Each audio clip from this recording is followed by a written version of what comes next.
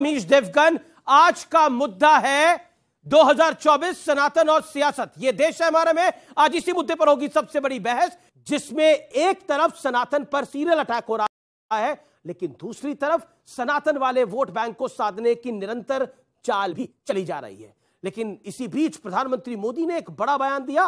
PM Modi ने विपक्ष पर तीखा हमला करते हुए कहा कि इनकी अर्थनीति, समाजनीति और राजनीति सब कुछ वोट बैंक के आधार पर चलती है। और साथ ही प्रधानमंत्री मोदी ने सच्चे सेकुलरिज्म का अर्थ भी समझाया। लेकिन दूसरी तरफ लक्ष्मणपुर पर सियासत हो रही है। स्वामी प्रसाद मौर्य ने कहा कि लक्ष्मण कौन है? फ्रीडम फाइटर थे, जो उनके नाम पर लखनऊ का नाम बदलने की कोशिश हो रही है। यानी सियासत जमकर हो रही है। और बड़ा सवाल है कि क्या यह सब कुछ 2024 के सियासी प्लान का एक बड़ा हिस्सा है? आज जनता जनार्दन के बीच इसी मूल सवाल पर होगी देश की सबसे बड़ी बहस। वीकेंड के सबसे भरोसेमंद कार्यक्रम यह देश है हमारा में।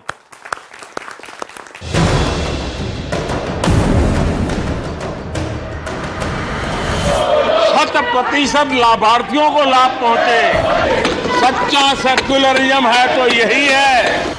ये सियासत का अनोखा दौर है, जिसमें 2024 की बिसात के लिए सनातन को भी कोसा जा रहा है और सनातन वाला वोट बैंक साधने की भी कोशिश हो रही है।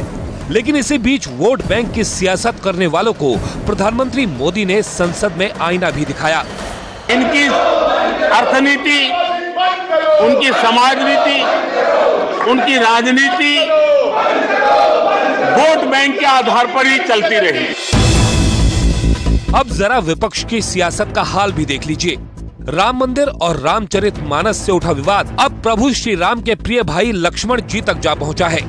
दरअसल प्रतापगढ़ से बीजेपी सांसद संगम लाल गुप्ता ने लखनऊ का नाम लक्ष्मणपुर करने की मांग उठाई तो नया घमासान छिड़ गया।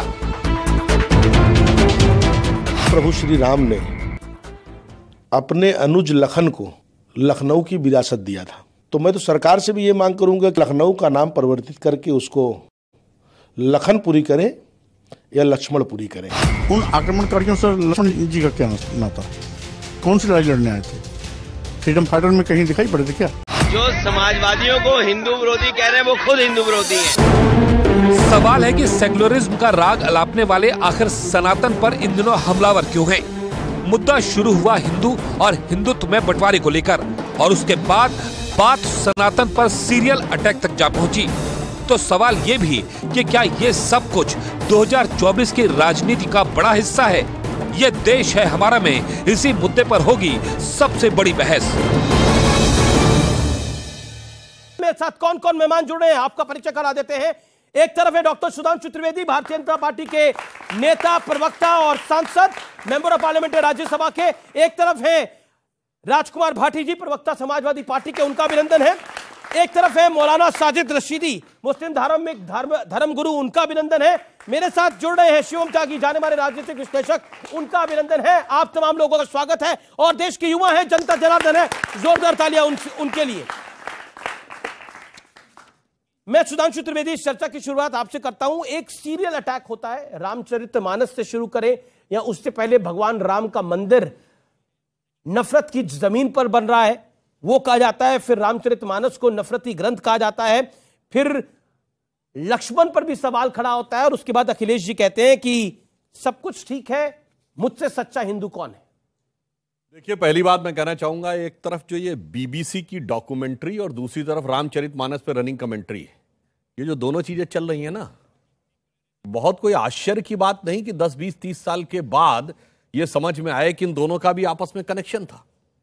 जैसे युवा पीढ़ी को शायद नहीं ध्यान होगा, सबसे पहले रामचरितमानस पे आक्षेप लगाकर उसे फाड़ने का काम 1970 के दशक में हुआ। और अब Mitrokhin's archive KGB and the world part 2 में सारे डॉक्यूमेंट्स अवेलेबल हैं कि 1960 और 70 के दशक में भारतीय संस्कृति के प्रति अनास्था उत्पन्न करने, भारतीयों को धर्म से अलग करने, कम्युनिस्टों की तरफ ले जाने के लिए बाकायदा एक स्ट्रक्चर्ड प्रोग्राम था, जिसे 1960 और 70 के दशक के केजीबी के जासूस यूरी बेजमेनेव ने अपनी किताब में आइडियोलॉजिकल सबवर्जन शब्द प्रयोग किया है। तो मैं ये भी नहीं कह रहा हूं कि इन लोगों को पता भी होगा, ये सब तो मोहरे होंगे। क्योंकि भारत अगर मजबूत होकर उभर रहा है, बहुत लोगों को समस्या हो सकती है। हिंदू समाज के साथ जैसे हनुमान जी अपनी शक्ति भूले हुए थे, जो जो शक्ति याद आने लगी थी तो बहुत सारी शक्तियों को बहुत सारी समस्या होने लगी थी। ऐसा ही कुछ कुछ भारतीय समाज में भी हो रहा है, शक्ति उभरती जा रही है, याद आती जा रही है। तो भगवान राम के कालखंड में भी क्या हुआ था, इसको कोई शब्दशः न ले, मारीच, सुबाहु, कालनेमी, सूर्पणखा, लंकिनी, सुरसा, बहुत सी शक्तियां आई थी भ्रमित करने के लिए, मगर जैसे हनुमान जी का पूरा स्पष्ट दृष्टिकोण रहा था और वो सारी बाधाओं को पार करते हुए चले गए थे, ये कहते हुए कि हनुमान तेहि परसा करी पुनि कीन्ह प्रणाम, राम काज कीन्हे बिनु मोहि कहां विश्राम। जी, मैं अब राजकुमार भाटी आपका रुख करता हूं। एक क्रोनोलॉजी हमने देखी जिसमें पहले हिंदुत्व को हिंदू और हिंदुत्व में फर्क समझाया गया, फिर समझाया गया कि राम मंदिर जो बन रहा है वो नफरत की जमीन पे बन रहा है, फिर कहा गया कि रामचरितमानस में नफरत के बोल हैं और उसकी प्रतियां तक जलाई गई। उसके बाद अब लक्ष्मण जी पर भी सवाल खड़ा कर दिया और वो सब कुछ आपके नेता कर रहे हैं, और फिर अखिलेश जी कहते हैं कि मुझसे सच्चा हिंदू कौन है। देखिए, आपके शो का आपने नाम रखा सनातन और सियासत। सनातन और सियासत में ना तो कोई विरोधाभास है, ना कोई दिक्कत है, बशर्ते कि अपने सिद्धांतों पर हम टिके रहें और ईमानदारी से उसकी परिभाषा जो है उस पर चलें। जी, सनातन बहुत अच्छी विचारधारा है। सनातन या हिंदू धर्म जो है मेल मोहब्बत का, भाईचारे का, प्यार का, त्याग का, तपस्या का धर्म है, दूसरे की मदद करने का, परोपकार का। जब कुछ लोग इस धर्म में अपने स्वार्थ के लिए, राजनीतिक स्वार्थ के लिए, वोट के लालच में इसमें घृणा घुसाते हैं, इसमें हिंसा घुसाते हैं, इसमें अलगाववाद घुसाते हैं, विभाजन करते हैं वर्गों के बीच में, तब दिक्कत पैदा होती है। अभी मेरे विद्वान मित्र सुधांशु त्रिवेदी जी जिनका नाम ले रहे थे, मारीच हो, सुबाहु हो, सुपर्णखा हो, ये सब रावण के रिश्तेदार थे और रावण शिव का भक्त था, ब्राह्मण था, शिव से बहुत सारे वरदान भी प्राप्त किए थे। किसी वर्ग में पैदा होना, किसी जाति में पैदा होना या किसी धर्म को मानना ही श्रेष्ठता नहीं होती, श्रेष्ठ कर्म होते हैं। और जो उनसे लड़ रहे थे, हनुमान, बाली, सुग्रीव, अंगद, वो वनवासी थे, आदिवासी थे, जिन्हें आज पिछड़े कहते हैं, दलित कहते हैं, आदिवासी थे। तो ये इसका फिर तो पलड़ा हमारा ही भारी होता है जो हम बात कह रहे हैं। जिस ग्रंथ में, जिस किताब में 95% लोगों को अपमानित किया गया जिन शब्दों में, पूरी किताब से हमें अच्छा, वो शब्द किसके हैं? वो शब्द किसके हैं? वो गोस्वामी तुलसीदास के शब्द हैं? नहीं, वो प्रभु राम के शब्द है? नहीं, वो समुद्र के शब्द है। भगवान राम को वो कह रहे हैं कि जैसे आपने मेरा तारनहार किया है, इनका भी तारनहार करिए। नहीं, दैट इज द पॉइंट। लेकिन विषय वो नहीं है। मैं दोबारा आता हूं विषय के ऊपर। अब तो लक्ष्मण जी, अब 3 वाक्य बोलिए। केवल हमें उन शब्दों से आपत्ति है, ना हमें ग्रंथ से आपत्ति है, ना हमें धर्म से आपत्ति है, ना हमें श्री राम से आपत्ति है, ना रामचरितमानस से आपत्ति है। हमें केवल उन शब्दों से आपत्ति है जो 95% लोगों को अपमानित करते हैं। अच्छा, लक्ष्मण जी फ्रीडम फाइटर थे, ये सवाल पूछने की क्या जरूरत है? लक्ष्मण, क्या मतलब? आप रामचरितमानस पढ़ें, लक्ष्मण को हमेशा राम लखन कह के बुलाते थे। राम उन्हें लखन कहते थे और लखनऊ में लखन है। राम के प्रिय नाम को बदल, फिर आपके नेता ने क्या बोला? आपके नेता ने क्यों बोला? नहीं, देखिए, या तो आप उस सवाल को नहीं सुन रहे। आपके नेता ने बोला, मैंने सुन लिया। लक्ष्मण क्या फ्रीडम फाइटर थे? मैंने सुन लिया और मैंने शुरू में यही कहा था, ये अपने राजनीतिक स्वार्थ के लिए उल्टा सीधा काम करते हैं। नहीं, वो तो ये स्वामी प्रसाद मौर्य अपने राजनीतिक स्वार्थ के लिए कर रहे हैं। और स्वामी प्रसाद मौर्य का क्या स्वार्थ है? लक्ष्मण करके अपना स्वार्थ सिद्ध करना चाहते हैं। ठीक है, स्वामी प्रसाद मौर्य का क्या स्वार्थ है? फिर इसका भी जवाब देना पड़ेगा ना। बोल तो बोल रहे हैं, आपके महासचिव हैं, आपके सर्वोच्च नेताओं में से एक है। स्वामी प्रसाद मौर्य ने उन शब्दों पर आपत्ति की है जो मैं भी कह रहा हूं, जो अपमानित करते हैं। मैं लक्ष्मण पे बोल रहा हूं, लक्ष्मण पे बोल रहा हूं। उन्होंने लक्ष्मण पे बोला, वो कोई फ्रीडम फाइटर थे? देखिए, लखनऊ लक्ष्मण के नाम से जुड़ा हुआ है। उन्होंने बोला कि क्या वो फ्रीडम फाइटर थे? लेकिन अब नए नाम अगर रखने हैं तो फ्रीडम फाइटर्स के नाम पे रखो नहीं। अब जो आज के योद्धा हैं, आज के वीर हैं, आज के आदर्श हैं हमारे, उनके नाम पर। तो राम लक्ष्मण आदर्श नहीं है। ओके, आगरा में मुगल गार्डन बनाए थे, फ्रीडम फाइटर्स के नाम पे रखे थे, और जब योगी जी ने आके शिवाजी के नाम पे बदल दिया तो छाती पीटे थे। देखिए, ऐसे ही इनकी प्रवृत्ति क्या है। अब ये अपने जो स्वामी प्रसाद मौर्य जी हैं, आपको पता है पहले किस पार्टी में थे? बसपा में। बसपा में नेता प्रतिपक्ष रहे। जब 1995 में इनकी पार्टी के लोगों ने पकड़ पकड़ के जातिवाचक शब्दों के साथ पीट पीट के बसपा के विधायकों को जबरदस्ती, और मायावती जी का वक्तव्य, मेरा नहीं, कि जान से मारने की कोशिश की थी, तब इन्हीं स्वामी प्रसाद मौर्य का वक्तव्य इनके बारे में सुन लीजिए। इतने सुंदर सुंदर शब्दों का उच्चारण किया था, आज लोगों को याद नहीं होगा, जाके उसको चेक कर लीजिए। फिर हमारे यहां आए तो राम भक्त हो गए, इनके यहां गए फिर उल्टा सीधा करने लगे। यानी घाट घाट में घूमते घूमते अब न घर के रह गए ना घाट के। तो समस्या ये हो गई है कि इस कारण से वो विक्षिप्त हो। अब मैं उनका एक वक्तव्य बताता हूं। अभी उन्होंने एक मिनट सर, पूरी बात कर लूं तब आप कर लीजिए, पूरी बात कर लीजिए। अभी कहने लगे कि लक्ष्मण जी ने कौन जो है फ्रीडम फाइट की थी। इसी स्वामी प्रसाद मौर्य का वक्तव्य अभी देखिएगा। पहले कहा था अंग्रेजों ने ही हम तो अंग्रेजों के एहसानमंद है कि उन्होंने दलितों को पढ़ने का अधिकार दिया। मेरे भाई तू क्या कह रहा है? एक वक्तव्य ये और एक वक्तव्य ये, दोनों में आपस में विरोधाभास। और मुझे तो लगता ही नहीं कि ये तो अपने मौर्य कहते हैं। चंद्रगुप्त मौर्य भारत के इतने बड़े शासक थे, पूरा भारत कहां से, अफगानिस्तान से लेकर बर्मा तक एक था, और यूनानियों को मार मार के भगाया था। बगैर पढ़े लिखे बन गए थे, और उनके गुरु तो चाणक्य थे। वास्तविकता में और कुछ नहीं है। ये सारी प्रधानमंत्री की स्पीच पे आता हूं। इसे कहते हैं, इनके मंत्री संजय निषाद खुद ये कह रहे हैं राम दशरथ के पुत्र नहीं थे, निषाद के पुत्र थे, अब भी मंत्री बने हुए हैं उत्तर प्रदेश सरकार में। इन्हें स्वामी प्रसाद मौर्य के बयान तो याद है, अपने मंत्री पर रोक नहीं लगाएंगे। संजय निषाद ने भी स्वामी प्रसाद मौर्य के विरुद्ध बयान दिया अभी पहले। ठीक है, अब मैं विषय पर आता हूं। दूसरे विस्की में विष्णु बसे, रम में बसे राम, जो नरेश अग्रवाल विधान लोकसभा में कहता था, इनकी पार्टी में थे, वो तो सपा में थे, वो इनकी पार्टी, वो सपा में थे तब। वो जानते क्या है किसकी पार्टी में? अब तो बीजेपी में, पहले तो सपा में थे जब बोले, वहां थे तब जब बीजेपी में आके थोड़ी बोले वो आपकी पार्टी में बोले। स्वामी प्रसाद मौर्य हमारे साथ थे तो आप अपना रिपोर्ट कर दे रहे हैं। तो अच्छा एक लाइन कह दूं, एक सवाल जी। एक कहावत है 5 सेकंड कि कदली सीप भुजंग मुख, स्वाति बूंद का पानी गिरता है तो अगर केले के फल में गिरता है तो कपूर बन जाता है, सीप में गिरता है तो मोती बन जाता है, सांप के मुंह में गिरता है तो जहर बन जाता है। कहते कदली सीप भुजंग मुख, स्वाति एक गुण तीन, जैसी संगति बैठी है वैसे ही गुण दीन। इनकी पार्टी में लोग जाते हैं तो यही सब बोलने लगते हैं। जो कोई आदमी हमारी पार्टी में आए तो खराब हो जाता है। ना, वो सब पार्टी में चोर उचक्के हमारे कभी महात्मा हो जाते हैं। ये हमारे नहीं देता ऐसा बयान। यहाँ जाकर सर दूध के धुले हो जाते हैं। ऑडियंस से भी मैं सवाल लूंगा, लेकिन मेरे साथ 2 मेहमान हैं जो अभी तक बोले नहीं है। प्रधानमंत्री ने एक बात बोली, शिवम त्यागी, मैं आपके बता रहा हूं। उन्होंने बोला उनकी अर्थनीति, समाज नीति और राजनीति वोट बैंक के आधार पर लगातार चलती रही है। प्रधानमंत्री मोदी ने जो अपना भाषण दिया सदन में, उसमें इस बात को बोला। What is your take on this? देखिए, जहां तक वोट बैंक की बात है, समाज नीति और राजनीति, हाँ, वोट बैंक की जहां तक बात है, आप मुझे एक चीज बताइए। अभी राजकुमार भाटी जी यहां पर खड़े होकर कह रहे हैं सनातन के बारे में तारीफ, सनातन बहुत अच्छा धर्म है, प्रेम का धर्म है, प्यार का धर्म है, त्याग का धर्म है।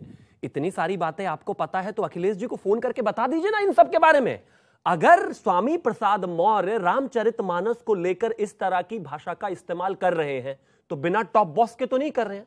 जैसा सुधांशु जी ने कहा कि भाई विचारधारा की बात है, एक पार्टी राम को मानती है, दूसरी पार्टी राम को गाली दे रही है। वो एक तरफ कहते हैं हम सनातनी, हमसे बड़ा हिंदू कौन, दूसरी तरफ उसी सनातन के उसी परम ग्रंथ को जो दुनिया के सबसे 10 महान ग्रंथों में से आता है उसको गाली दे रहे हैं, कह रहे हैं मुझे इस पर्टिकुलर लाइन से प्रॉब्लम है। ठीक है, अगर ऐसे आप R&D करने पर, लेकिन प्रधानमंत्री ने बोला इस दुनिया के हर धर्म के हर ग्रंथ पर सवाल उठा सकते हैं, लेकिन क्या वो उठा सकते हैं? नहीं उठा सकते हैं। अब वोट बैंक पर आते हैं। ये क्लियरली वोट बैंक ही तो है। दलितों को सबसे ज्यादा मारना पीटना, उनकी नेता के साथ सबसे ज्यादा बुरा हाल करना 95 में किसने किया? वो इन्होंने किया। लेकिन आज ये दलितों के ऐसे मसीहा बन रहे क्योंकि इनको पता है कि मुस्लिम और यादव कॉम्बिनेशन से जीत नहीं मिलनी। 2017 में हारे, 2019 में हारे, 2022 में, तो अब उसमें दलित जोड़ने के लिए दलितों को अपना बना रहे हैं। लेकिन उनका एक प्राइम मिनिस्टर ने सदन में भाषण दिया, मैं आपके पास भी आता हूं और मैं उसको कोट कर रहा हूं, शब्दशः कोट कर रहा हूं, उस पर आपका रिएक्शन। उन्होंने बोला उनकी अर्थनीति, समाजनीति और राजनीति वोट बैंक के आधार पर ही चलती रही है। और उन्होंने यह भी बोला हमारी सरकार यह सुनिश्चित कर रही है कि विभिन्न सरकारी योजनाओं का लाभ सभी पात्र लाभार्थियों तक पहुंचे। यही सच्चा सेकुलरिज्म है, जिसके अंदर हिंदू भी हो, मुसलमान भी हो, सिख भी हो, ईसाई भी हो। यह सच्चा सेकुलरिज्म है। देखिए, सेकुलरिज्म पर तो योगी जी ने भी कहा था, क्योंकि ये देश हिंदू अक्सरियत है इसमें, इसलिए सेकुलरिज्म है। उस बयान को भी आप देख लीजिए। मैं सिर्फ नहीं, सोच है अपनी अपनी। मैं सिर्फ ये कहना चाहता हूँ, देखिए, सनातन या कोई भी धर्म धर्म कभी भी ना तो बुरा सिखाता है ना बुरा करने के लिए कहता है। ये जो बुराइयां हैं ये हमारे अंदर हैं, हम अपने स्वार्थ के लिए ऐसा करते हैं। एक आदमी खड़े होकर ये कहता है कि साहब तलवारें तेज रखो, उनकी पूजा करो। एक आदमी ये कहता है कि चाकू तेज रखो, गर्दन काटने के काम आएगा। एक संस्था के लोग जो इनसे जुड़े हुए लोग हैं वो बाकायदा फेसबुक पर कट्टे, राइफलें और सब बेचने की बात करते हैं। मैंने तो प्राइम मिनिस्टर को कोट किया। सुन लीजिए सर, मैं वही कह रहा हूँ। ये स्वार्थ की राजनीति जो है ना, मैं उसी पर बात कर रहा हूँ। इन्हीं के लोग न जाने क्या क्या, सलमान के दोस्तान, कब्रिस्तान या पाकिस्तान, इस पर इनकी नजर बिल्कुल नहीं जाती। इसलिए नहीं जाती, जैसे अभी शिवम त्यागी ने कहा कि टॉप बॉस के अलावा कुछ नहीं हो सकता। यहाँ भी वही सिस्टम है, टॉप बॉस के अलावा कोई बीजेपी का नेता नहीं कर सकता। आप मोदी के नाम पर, बीजेपी के नाम पर कब तक मुसलमानों को डराने का काम करते रहेंगे? और लगातार अभी तो कोई बात नहीं हुई, लेकिन आपने क्या है बीच में? नहीं, आप कब तक करते रहेंगे? आप मुझे बताइए, आप कब तक? आज भी प्रधानमंत्री बोहरा समाज के साथ है, मुस्लिम कम्युनिटी। मेरी तो सुन लीजिए, आज भी प्रधानमंत्री बोहरा समाज के साथ है। कांग्रेस के मरे हुए नेताओं को कब तक ढोते रहेंगे आप? हम तो इसलिए बात करते हैं कि वो सदैव उसी की बात करने लगते हैं। जब नाम बदलने की बात आई तो उन्होंने सिर्फ याद दिलाया कि देश में कितनी जगहों पे नाम एक परिवार के नाम पे हैं। 50 से ज्यादा जगहों के नाम बड़े बड़े शहरों में एक परिवार के नाम पे। केवल इसलिए ये बात कही थी। अन्यथा हमारी ईमानदारी क्या है कि हमने बगैर जाति, पंथ, मजहब देखे हुए सबको ईमानदारी से वो सारी सुविधाएं दी हैं। और अल्पसंख्यक समुदाय में 70% लोग हैं जिनको किसी न किसी एक गरीबों की योजना का लाभ जरूर मिला है। और प्रधानमंत्री जी ने कार्य समिति में भी कहा था, जाइए और उनसे बात भी करिए, ये सोचे बगैर कि वोट मिलेगा या नहीं मिलेगा, ये है हमारी महानता। और इनकी क्या है? अब एक बात अभी इन्होंने कहा था कि योगी जी ने ये कहा कि ये हिंदू मेजॉरिटी देश है, हिंदू अक्सरियत का देश है, इसलिए सेकुलर है। हाँ, क्यों कहा था वो? सुनिए, नहीं 56 देश मुस्लिम है, 4 बताइए सेकुलर हो, नाम बताइए। सारे सेकुलर हैं। पाकिस्तान सेकुलर है, बांग्लादेश सेकुलर है, बताइए नाम बताइए। और अभी आप लोग चेक करिए अपने मोबाइल पे, जिसने जिस देश का नाम बताया। कौन सेकुलर देश है बताइए ना? सब सेकुलर आपने बोला, नाम बताइए। सब इस्लामिक देश है, सब इस्लामिक देश है। They are not secular nation, they are Islamic nation. They are Islamic nation, they are not secular nation. अरे सुनिए, नहीं बताइए, इस पर कोई सवाल पूछना चाहता तो हाथ खड़ा करें। और ये नहीं, मैं सारे दर्शकों से कहूंगा जो देख रहे हो, जो कहे अभी मौलाना साहब की पूरी पोल खुल जाएगी। सुनिए, अभी सुन तो लीजिए। एक भी इस्लामिक कंट्री सेकुलर नहीं है। आप जिस पाकिस्तान की बात करते हैं वहां 14% से 2% में हिंदू रह गया है। अमीश एक सेकंड, दुबई में बाकायदा जगह दी गई, मंदिर बनाया गया, क्या ये सेकुलरिज्म नहीं है? अच्छा सुनिए, देखिए मैं इसलिए इन्होंने बहुत अच्छी बात याद दिलाई। अब सर बहुत अच्छी बात याद दिलाई। देखिए हम लोग जब बच्चे थे, आप लोगों की उम्र के थे, तब बहुत कहा जाता था अगर राम मंदिर बन गया और बाबरी मस्जिद हट गई, गिर गई और राम मंदिर बन गया तो अरब देश तेल देना बंद कर देंगे, भारत के लाले पड़ जाएंगे। आज क्या हुआ? अरब देशों में 4 अरब देशों ने मोदी जी को अपना हाईएस्ट सिविलियन अवार्ड दिया है। यूनाइटेड अरब अमीरात ने ऑर्डर ऑफ जायद दिया है और राम मंदिर भी बन रहा है और दुबई में भी मंदिर बन रहा है। यह होती है समझदारी और दृढ़ता, जिससे और दो सौहार्द के साथ बन रहा है। ऐसी बात नहीं है, दुबई के लोगों ने भी सौहार्द से दिया है। इससे समझ में आता है ये जितना डराने की। एक मिनट देखिए, यही वो भ्रम है जो मैं कह रहा था, मारीच सुबाहु डराते रहते हैं ताकि हिंदू समाज को अपनी शक्ति ना पता लगने पाए। सर सुन तो लीजिए। अच्छा ठीक है, बोल लीजिए। अगर अरब देश हमारे पीएम को, मोदी जी को अवार्ड दे रहे हैं तो क्या ये सेकुलरिज्म नहीं है? अरे मैं कह तो रहा हूं साहब, नहीं सेकुलरिज्म नहीं है। नहीं सेकुलरिज्म का इससे क्या लेना देना भाई? सेकुलरिज्म नहीं है। अरे भाई किसी को सिविलियन अवार्ड देने से सेकुलरिज्म का क्या लेना देना? करे तो सेकुलरिज्म, जबरदस्ती ये करे तो सेकुलरिज्म है। अरे भाई एक बात बताइए, आप अरब देशों की पैरवी ऐसे करें जैसे आप अरबी घोड़े पे खुद सवार हो क्या ये कर रहे हैं ना? आप अरब देशों की पैरवी क्यों कर रहे हैं यार? आप हिंदुस्तान की पैरवी करिए। मैं इसलिए पैरवी कर रहा हूं। अगर मंदिर बनाना सेकुलरिज्म है तो इस देश के अंदर तो मंदिर, मस्जिद, गिरजाघर इतने सारे हैं कि आप हाथों पे नहीं गिन सकते। आप एक गिनाकर सेकुलरिज्म दिखा रहे हो, यहाँ पे तो लाखों है। अमीश इसीलिए देश सेकुलर है कि इसमें मंदिर भी है, मस्जिद भी है, गुरुद्वारा भी है। ये हिंदू की वजह से इसलिए है कि जहां हिंदू मेजॉरिटी है वही मंदिर गुरुद्वारा सब है। ये कहना कि हिंदू है इसलिए सेकुलर है, ये गलत है। अच्छा सीरिया में कितने मंदिर है? मैं जानना चाह रहा हूँ, सीरिया में कितने मंदिर है बताइए? कितने मंदिर है सीरिया के अंदर बताइए? मुझे बताइए। अब पूरा हिसाब किताब करते हैं। 1 मिनट सुनिए। ईरान में कितने मंदिर है बता दीजिए, इराक में कितने मंदिर है बता दीजिए। बात कर लेते हैं ना पूरी की पूरी। बोलने तो दीजिए, बोलिए। आप बोलने नहीं देंगे? बोलिए। देखिए मुझे इतनी खुशी हुई है, अभी तुर्की में जलजला आया, हिंदुस्तान सबसे पहला मदद करने वाला मुल्क है। अरे हम देते हैं, हमेशा मदद देते हैं। है कि नहीं? हमेशा है कि नहीं है? हमें बहुत खुशी हुई और सबको खुशी हुई यही तो सेकुलरिज्म है। और सेकुलरिज्म किसको कहते हैं आप? ओके ओके, सुधांशु, कमाल की बात है। जी जी जी, देखिए जो आप कह रहे हैं जानते क्यों है? हिंदू मुसलमान। अरे जनाब, अटल जी ने कहा है, आप अपने सरकार की सिद्धांतों को देखिए, नहीं यहां खड़े होकर हिंदू मुसलमान क्यों कर रहे हैं? आपकी सरकार क्या कर रही है? अच्छा ठीक है, आपकी सरकार तो हिंदू मुसलमान कर रही है। हिंदू मुसलमान किया, हम तो सबको दे रहे हैं। आपकी सरकार तो हिंदू मुसलमान दे रहे हैं, आप कर रहे हैं यहां खड़े होकर हिंदू मुसलमान। मत कीजिए। जो आपने कहा ना, जो हमने सबको मदद दी, मोदी जी को मना कर देते ना, क्यों दिया तुर्की को? अरे क्यों नहीं देना चाहिए था? अरे हम तो हर गरीब और मजलूम को देंगे जो मुसीबत में फंसा हुआ होगा। जबकि तुर्की ने क्या क्या बोला था हमारे खिलाफ, खड़े होकर उसके बावजूद हम हिंदू कीजिए मुसलमान हम कहां कर रहे हो? तो आप कह रहे हैं ना। और एक और बात बता दूं, जो इन्होंने बात कही, चलिए सीरिया तो छोड़िए, इस देश में एक ही राज्य था ना जो मुस्लिम मेजॉरिटी हो गया था, कश्मीर। छोड़ दीजिए मंदिर कितने बचे हो, छोड़ दीजिए, ये बताइए सूफी दरगाहें कितनी बची? नाम लीजिए 4 का। बता देंगे, अभी क्या बात कर रहे हैं? सारी सूफी भारत की सबसे बड़ी, मैं बता रहा हूं, सारी सूफी दरगाहें आपकी वजह से आबाद हैं। सारे हिंदू जाते हैं 80%। अरे भाई अब सुनिए 80% हिंदू जाते हैं, और यही सेकुलरिज्म है मेरे देश का। बोल लीजिए, मेरे देश का यही सेकुलरिज्म है। अच्छा सुनिए, चलिए इस्लाम का एक मत है सूफीज्म। सूफीज्म के 4 सिलसिले हैं, नक्शबंदी, सोहरावर्दी, चिश्ती और कादरी। ये 4 में से एक का मरकज नहीं बना सकते। भारत की सबसे बड़ी दरगाह थी चरारे शरीफ, वो जला दी गई। क्या कह के जलाई गई? कि एंटी इस्लामिक है। तो भाई साहब, हिंदू मुस्लिम तो छोड़िए, आपके मजहब में एकता नहीं रह पाती है, वो एकता भी वही है जहां हिंदू मेजॉरिटी में। व्यूअर्स रुकेंगे ये देश है हमारा में एक ब्रेक के लिए, लेकिन ब्रेक के बाद भी ये चर्चा जारी है। आप देखते रहिए ये देश है हमारा। रामचरित मानस तो शोले को तुलना कर रहे हैं, सलीम जावेद और तुलसीदास की तुलना कर रहे हैं। हद होती है भाई। 19 फरवरी के मुंह से। अरे सुनो यार, गाली दे रहे हैं और ग्राम का विरोध नहीं है। कमाल की बात हो गई, कोई और ग्रंथ क्यों नहीं कोट कर? जो बार-बार जो औकात शब्द का इस्तेमाल कर रहे थे, लेकिन मैं फिर से वही करने वाली बात है ना, लास्ट टाइम भी ऐसा ही हुआ था। ये पढ़ रहे।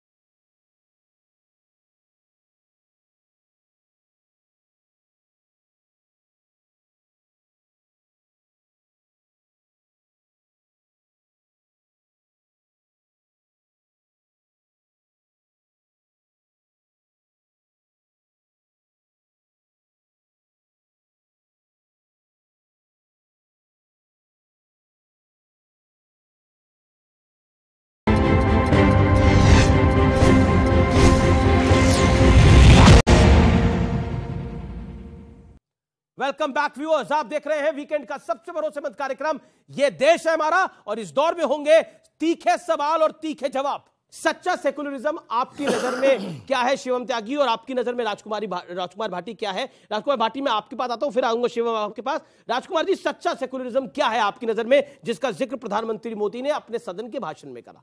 ये तो एक कठोर सत्य है। इतिहासकार पुराने जितने यात्री भारत में आए सबने भारत के गुणगान किया है। भारत एक महान देश है, एक अच्छा देश है, हमारी संस्कृति बहुत प्राचीन और बहुत महान रही है, हम विश्वगुरु रहे हैं।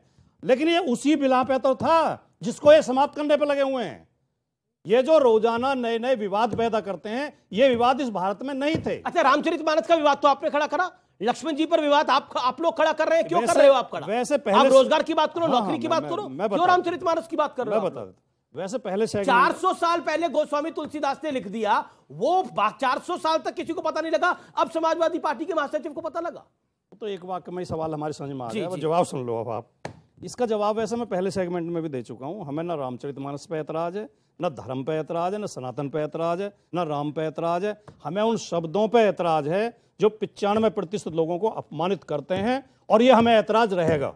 ओके। और राजनीति का 95% बात कहना शुरू करते हैं। हाँ, मैं बता रहा हूं, अभी आपको बिल्कुल क्लियर कट बताता हूं ये कैसा भ्रम फैलाया गया। ये बताइए, ओबीसी वर्ड 1960 से पहले किसी ने सुना था?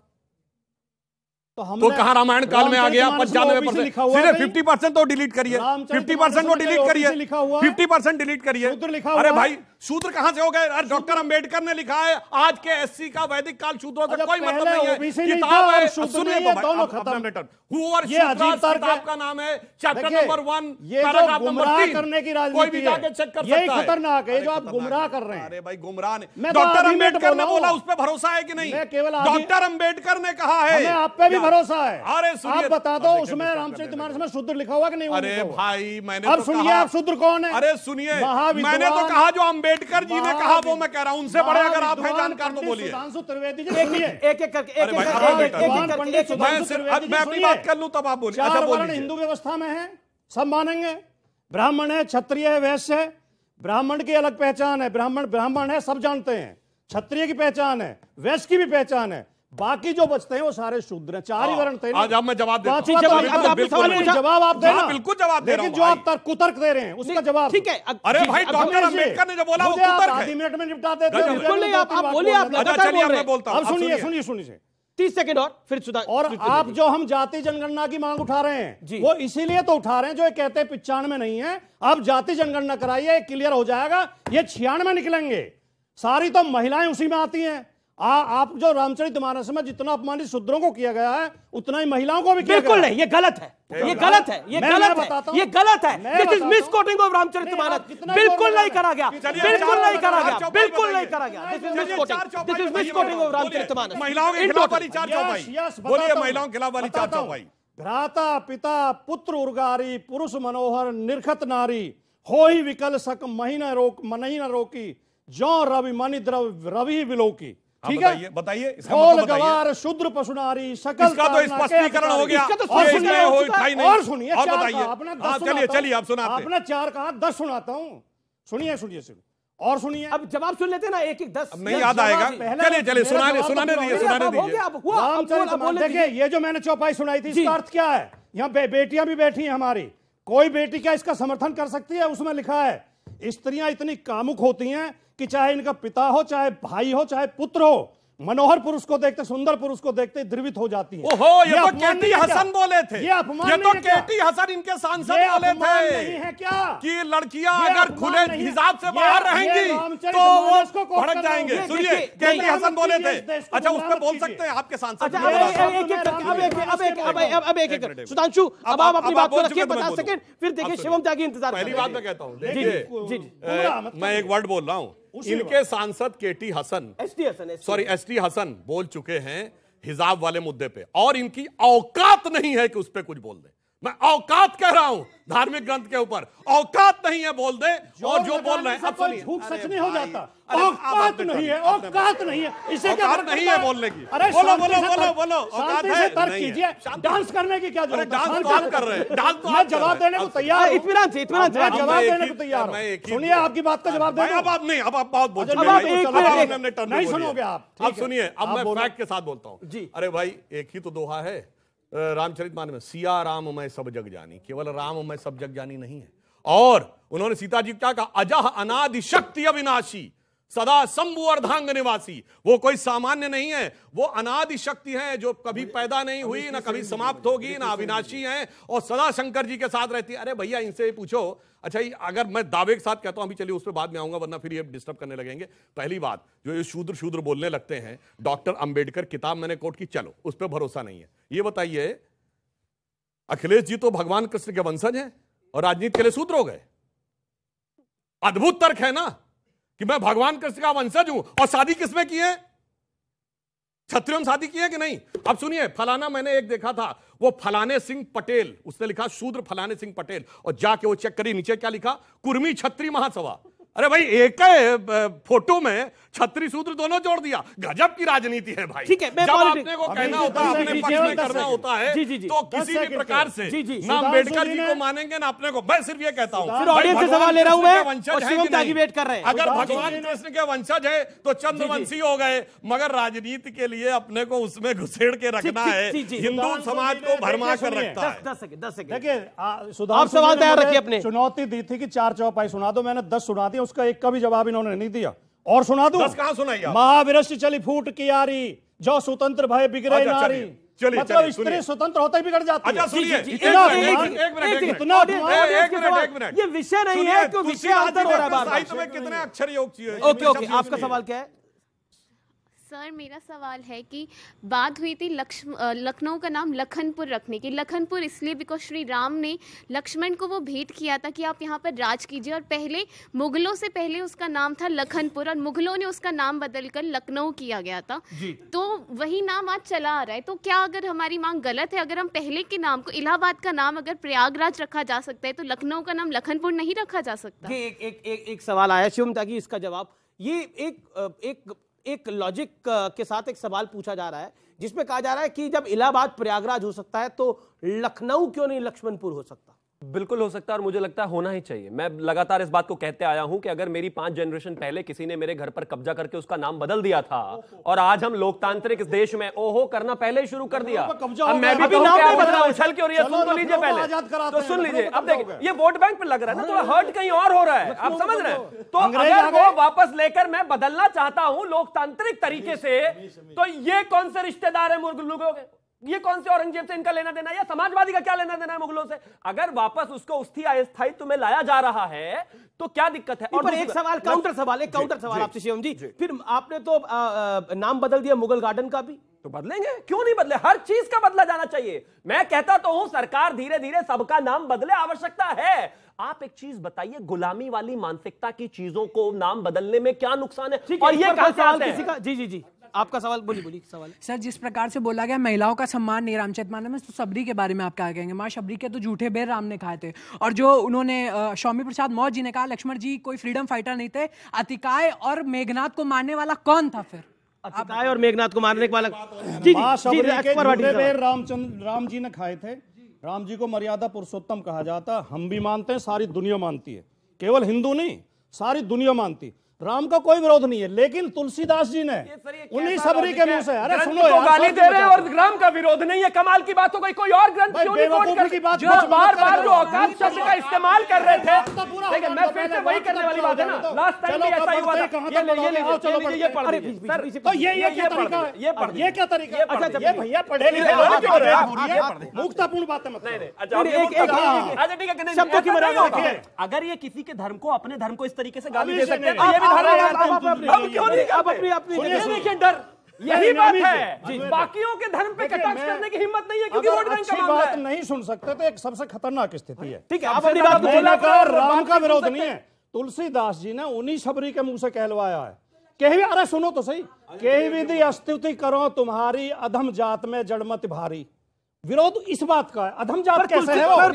जब सबरी इतनी बड़ी भक्त है, महाकाव्य भी अधम जात नीच जात कैसे है? उसके आगे की चौपाई सुनिए जो इन्होंने बोला, लोकसभा में पीएम ने बोला, ये बोलती है, ये इस चौपाई का भाई आगे समर्थन करते हैं विरोध का। और शब्दों की मर्यादा रखी जाए, बोल रहा हूँ, शब्दों की मर्यादा रखी जाए, किसी को औकात दिखाने वाली बात नहीं होनी चाहिए। सुनिए, शब्दों की मर्यादा सुनिए, तो आगे ये कौन बोल रहा है? शबरी। ठीक, अब राम जी क्या बोल रहे हैं? तुलसीदास बोल रहे हैं, क्या बात कर रहे हैं? तुलसीदास के शब्द हैं, सबरी के नहीं है। वहां कोई सीसीटीवी कैमरा नहीं था। कोई रिकॉर्डिंग नहीं थी। क्या माल की हम अपने रामचरितमानस ग्रंथ के लिए क्या क्या बोले जा रहे हैं? कोई कैरेक्टर बोलेगा वो सारे के सारे वही होंगे डायलॉग उसके। सलीम जावेद ने लिखे थे, अमिताभ बच्चन के नहीं है। तो मतलब सलीम जावेद के डायलॉग हैं। मेरा निवेदन है, रामचरितमानस बड़ा पवित्र ग्रंथ है, उसकी कंपैरिजन किसी शोले फिल्म के डायलॉग से नहीं हो सकता। बोलने की शोले फिल्म पे आ गए, रामचरितमानस और शोले को तुलना कर रहे हैं, सलीम जावेद और तुलसीदास की तुलना कर रहे हैं। हद होती है भाई, किस लिमिट पे जाएंगे? अब अपने किसने लिखी? भैया कितनी देर बोलेंगे? चलिए जो आप भाई बोलिए क्या तरीका भाई बहस करने का? एक सेकंड, जो इन्होंने चौपाई बोली उसके आगे की मैं बोलता हूं।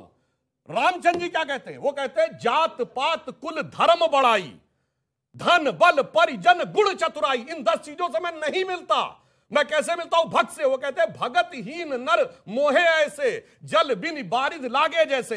यानी फिर कह रहा हूं, जात पात कुल धर्म बढ़ाई, धन बल परिजन गुण चतुराई, ये सब हो, पर अगर भक्ति नहीं हो तो मेरे लिए ऐसा ऐसे बादल में पानी ना हो। अब मैं एक बात और कहता हूं जो बहुत बोल रहे हैं, दुनिया में जितनी भी सभ्यताएं हैं, देश हैं, धर्म और संस्कृतियां हैं, सबने ईश्वर की कल्पना की है। सिर्फ हिंदू संस्कृति ऐसी है जहां पर कि स्त्री तत्व को ईश्वर में स्थान दिया गया है। हमारे यहां विष्णु पुरुष हैं, देवी शक्ति हैं और अर्धनारीश्वर की कल्पना हमारे यहां की गई है। चुनौती से कहता हूं, एक सभ्यता बताइए जहां ईश्वर की परिकल्पना में स्त्री तत्व को स्थान दिया गया हो। सिर्फ और सिर्फ पुरुष है, बाकी जगह स्त्री का नहीं है। बोलिए औकात हो तो बोलिएगा। जी जी जी जी, वो भी ओके, केवल 2। जी जी, देखिए पढ़े लिखे लोगों बताइए, पहले बताइए हमारे अलावा कहीं स्त्री को बराबर स्थान दिया गया है? बोलिए। नहीं, हमेशा आप अपनी बात बोलेंगे। मैंने कहा बोलिए हिंदू धर्म के अलावा और कैसा स्थान दिया गया, ये भी बता रहा हूं। एक मिनट में पूरा श्लोक कोट कर दूं, 5 सेकंड। कैसा कहा गया? वागार्थम संप्रक्तो वागार्थम प्रतिपतये जगतः पितरो वंदे पार्वती परमेश्वर। इसका अर्थ क्या है? स्त्री और पुरुष के दोनों तत्व ऐसे मिलते हैं जैसे शब्द और अर्थ। शब्द और अर्थ से कविता बनती है, अकेले अर्थ से कविता नहीं, अकेले शब्द। अब ऐसी कहीं बराबरी की गई हो तो बताइए। पढ़े लिखे नौजवान बैठे हैं, स्टूडेंट बैठे हैं, किसी और धर्म में ऐसा है और करोड़ों दर्शक जो देख रहे हैं। नाम बताइए किसी रामचंद्र, ये गुमराह करने की जरूरत नहीं। अरे भाई धर्म का नाम बताइए, गुमराह नहीं। अब बोलिए ना। जी जी, आप कैप्चर करना चाह रहे हैं? नहीं कैप्चर नहीं, मैं अपनी बात कह रहूंगा। हिंदू धर्म की बात है तो हिंदू धर्म नहीं, रात तक ये नहीं है। अभी थोड़ा टाइम बचा। नहीं, आपको रात तक नहीं रुकना पड़ेगा। किसी और धर्म में है ऐसा? तुलसीदास बहुत अच्छे कवि थे, उनकी रामचरितमानस बहुत अच्छा साहित्यिक ग्रंथ है, उनकी भाषा बहुत अच्छी थी। लेकिन वो जो शब्द हैं तो रामचरितमानस में सब तुलसीदास के हैं, किसी और के नहीं है। वो राम के, शबरी के, समुद्र के, काकभूषुंडी के, रावण के नहीं है, वो तुलसीदास जी के शब्द। इस बात को समझने की जरूरत है। वो महाकाव्य है, लेकिन किसी और धर्म में है, किसी और धर्म में है ऐसा? तुलसी जो सवाल पूछा गया, कोई और धर्म। अगर महाभारत में शिशुपाल कृष्ण जी को कहता है ए मूर्ख ग्वाला, तो वो वेदव्यास के हैं, वो वेदव्यास के शब्द हैं। गजब का तर्क है भाई। अरे भाई विलन के भी डायलॉग होते हैं, कैरेक्टर रोल वाले के भी डायलॉग होते हैं, हीरो के भी डायलॉग होते हैं। राम जी का जन्म अयोध्या में हुआ, ये हम सब मानते हैं। तो मुगल काल में अयोध्या का नाम बदलकर फैजराबाद रख दिया गया था और उसका दोबारा नाम चेंज करके अयोध्या रख दिया गया। फैजाबाद का नाम बदल के अयोध्या किया गया था। और उसके बाद अब अगर लखनऊ का नाम लक्ष्मण रखा जाए तो उसमें क्या तकलीफ? अच्छा, उसमें क्या तकलीफ है? सवाल आ रहा है। अच्छा, 2024 को वैसे एक इंटरेस्टिंग फैक्ट बता दूं। सुनिए, इलाहाबाद का एक इंटरेस्टिंग फैक्ट बताऊं। सुनिए, इलाहाबाद, सुनिए, इलाहाबाद का नाम इलाहाबाद जानते कैसे पड़ा? अकबर ने अपने नाम से एक धर्म चला दिया था, दीन इलाही, यानी उसने खुद को पैगंबर डिक्लेयर कर दिया। मौलवियों ने उसके खिलाफ फतवा जारी किया कि यह एंटी इस्लामिक है। यानी इलाहाबाद जो दीन इलाही के नाम पर लिखा गया वो एंटी इस्लामिक था, मगर आज छाती पीट पीट के ओढ़ लिए कि इस्लामिक है, इस्लामिक है, इस्लाम। अरे आपको स्वागत करना चाहिए, वरना आप क्या दीन इलाही में विश्वास करते हैं? पूछिए, मानते हैं अकबर पैगंबर था? नहीं, वो तो नहीं मानते, मगर इलाहाबाद जो देखिए इस समय दो ही प्रकार की शक्तियां हैं। एक जो भारत और हिंदू समाज को एकजुट रखना चाहती हैं, दो वो जो मैकाले और मार्क्स के एजेंडा पे चल के तोड़ के रखना चाहती हैं। तो मैं एक ही लाइन में कहूंगा, अपने वतन पर सदियों तक है रही हुकूमत गैरों की, लेकिन कुछ चेहरों पर अब तक धूल है उनके पैरों की। अंग्रेजों ने जब इस देश पे राज किया तो उन्होंने इस देश की ताकत पर हमला करा, इस देश के समाज पे हमला करा, इस देश में बताने का प्रयास किया, यानी दिमागी रूप से शारीरिक रूप से भारत को कमजोर करा, जिसके अंदर कहा गया कि ब्राह्मण आपके खिलाफ है, क्षत्रिय आपके खिलाफ है, राजपूत आपके खिलाफ है। आपको गरीबी और गुर्बत का इतना एहसास कराया कि आपका सेल्फ रिस्पेक्ट टोटली वैनिश हो जाए, यानी टोटली समाप्त हो जाए। और उसके बाद उन्होंने मानसिक रूप से आपको गुलाम बनाया।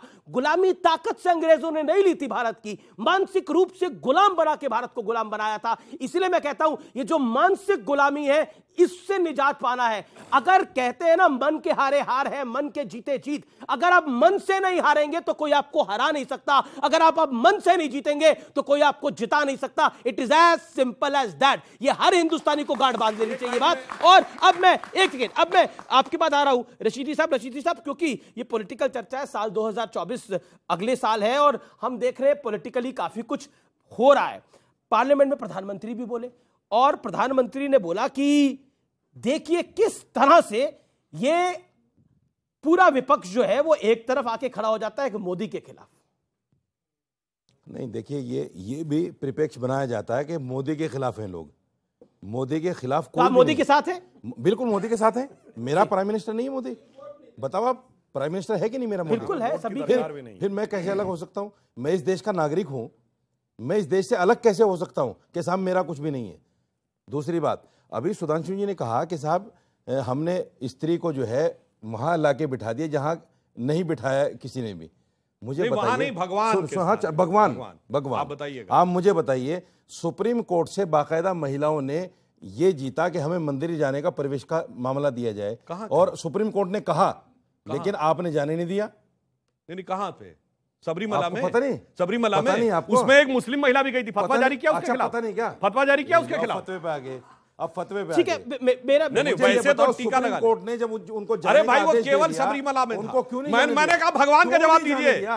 आप देखिए, आपको हिंदू धर्म के जानकार नहीं है, आपने और आप हो भी नहीं सकते क्योंकि इस्लाम से खाली हो जाएंगे अगर आपने कह दिया हिंदू धर्म पढ़ लिया है तो। सुनो, आपने उनको भगवान तो बना दिया, भगवान तक जाने नहीं दे रहे हो, ये कौन सा अन्याय है भाई? हाँ बताता हूँ, बताइए मुझे। एक मिनट सुनिए, उसी केरल में कोटक्कल भगवती मंदिर है जहां सिर्फ महिला जा सकती है, पुरुष नहीं। हमें भी बोलने दो, बोलिए।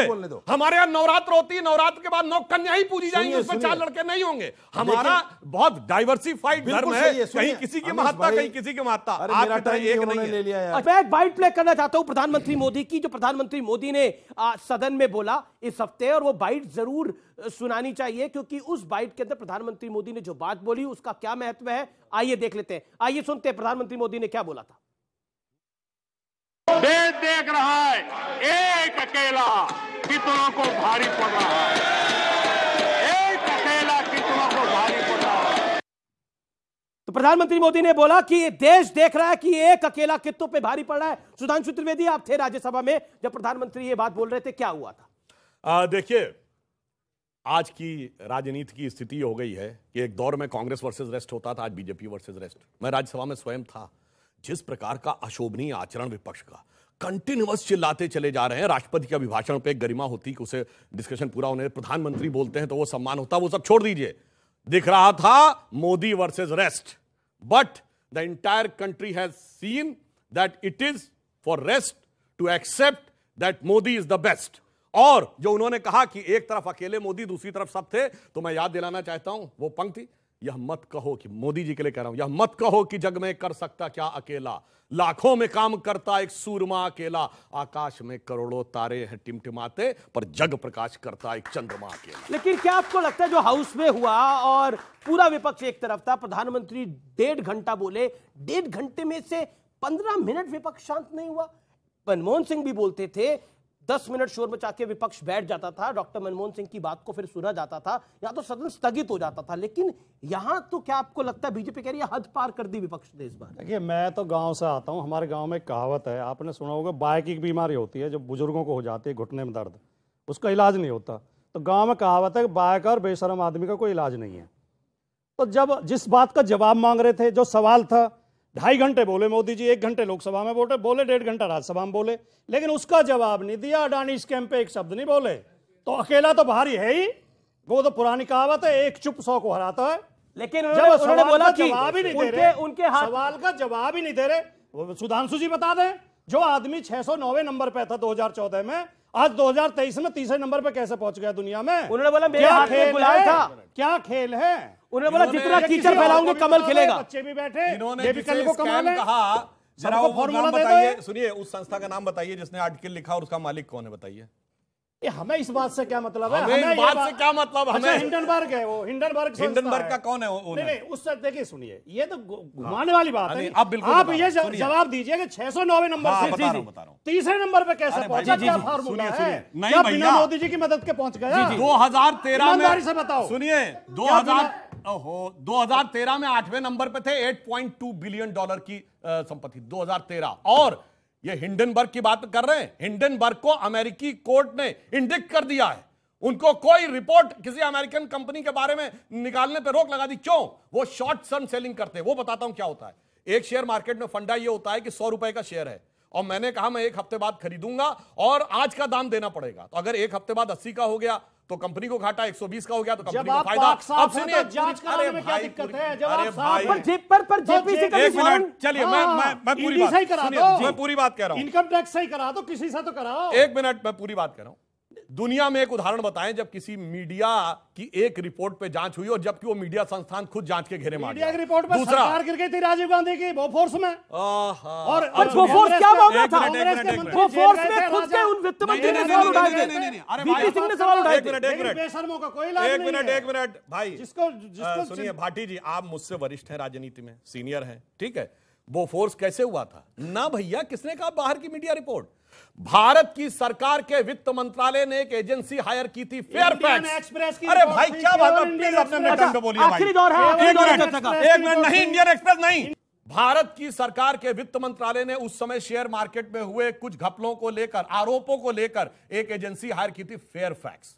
उसने ये घोटाला निकाला था और इनकी सरकार के वित्त मंत्री विश्वनाथ प्रताप सिंह ने इन्हीं के प्रधानमंत्री पर आरोप लगाया था कि पैसा उन्होंने लिया, कहां विदेश आ गया, और उन्हीं के रहमो करम पे पहली बार नेता मान के मुलायम सिंह जी मुख्यमंत्री बने थे। इतनी जल्दी आप कैसे भूल जाते हैं भाई ये पुरानी बातें? जो बार बार भाटी जी इस बात को कहे जा रहे हैं अडानी को लेकर, और मैं ये आज ही की रिपोर्ट पढ़ूंगा उन पर किस तरह की कैसे कैसे उनको बिजनेस मिले। अखिलेश जी के समय में 35,000 करोड़ का इन्वेस्टमेंट उत्तर प्रदेश में खुद अखिलेश जी लेकर आए थे इन्वेस्टर समिट में, 35,000 करोड़। ममता जी के शहर में 25,000 करोड़ में वो एक पोर्ट बना रहे हैं जहां पर डेवलपमेंट चल रही है, उसे छोड़ दीजिए। यूडीएफ की सरकार में 710 करोड़ रुपए का पोर्ट उनको ऑलरेडी दिया गया है। इसके अलावा राजस्थान में एक प्रोजेक्ट 50,000 करोड़ का चल रहा है, एक 65,000 करोड़ का चल रहा है। पैसा लेते वक्त इनको अडानी बुरा नहीं लगता अपने राज्यों में, जब सरकारों में आते हैं बराबर में खड़े होकर मैं 5 लाख नौकरियां दूंगा, मैं 10 लाख दूंगा। लेकिन आज जब एक बाहर की कंपनी जिसकी खुद की क्रेडिबिलिटी घेरे में है, अगर उस पर बात आ गई तो वो मोदी जी के करीब हो गए। देखिए विषय को किस तरह से घुमा फिरा के कहां से राजस्थान तक पहुंच आप तो कहीं नहीं घूमे, आप तो यहीं नहीं, मेरे पास तो आए नहीं आप। जी। मेरे पास तो आप आए नहीं आज जी। आज तो लोग व्यूअर भी ये देख रहे होंगे कि भाई ये आदमी आ क्यों गया है डिबेट में जब इसका नंबर ही नहीं आ रहा है। मैं तो सिर्फ ये कहना चाह रहा हूं मैं तो सिर्फ ये कहना चाह रहा हूं कि देखिए जब सरकार की नीयत और नीति सही हो जाएगी ना तो सारा देश बिल्कुल सही हो जाएगा। आज नौजवानों को ये कहने पर मजबूर होना पड़ा है कि मुगलों ने लखनऊ का नाम बदल दिया। लखनऊ में कौन सा इस्लामी नाम है भाई, कौन सा मुसलमान नाम है? ये सब बेकार की बात है। तमाम लोगों का बहुत बहुत शुक्रिया, इस चर्चा में आप लोग आए, आप लोगों ने भाग लिया, आपका बहुत बहुत शुक्रिया। फिलहाल इस चर्चा को यही समाप्त करते हैं। नमस्कार।